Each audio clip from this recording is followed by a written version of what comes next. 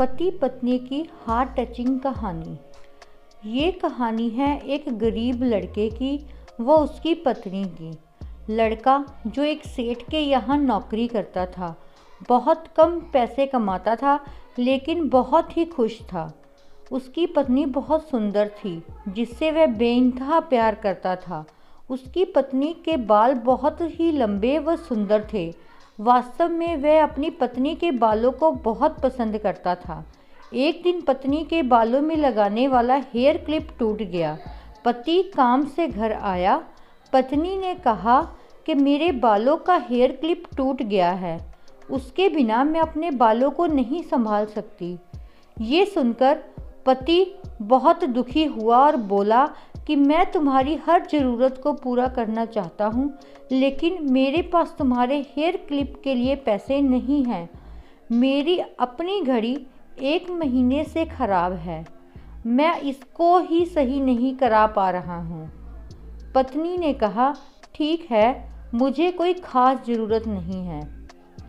अगले दिन पति काम पर जा रहा था, लेकिन उसके मन में वही बात चल रही थी कि मेरी पत्नी ने पहली बार मुझसे किसी चीज़ को कहा था, लेकिन मैं उसको भी पूरा नहीं कर पाया।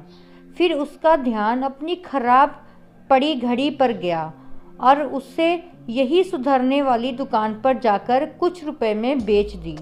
घड़ी खराब थी इसीलिए कुछ ज़्यादा रुपए की नहीं गई, लेकिन जितने रुपए का क्लिप आता उतने रुपए मिल गए थे। वह क्लिप की दुकान पर गया और जैसा उसकी पत्नी का क्लिप था वैसा ही लेकर आ गया। पति बहुत खुश था कि आज अपनी पत्नी को जाकर देने वाला हूँ। पति घर पहुँचा तो देखा कि उसकी पत्नी के जो लंबे सुंदर बाल थे वो बिल्कुल छोटे करवा लिए हैं। पति ने ये सब देखकर अपनी पत्नी से कहा कि ये इतने छोटे बाल क्यों करवा लिए?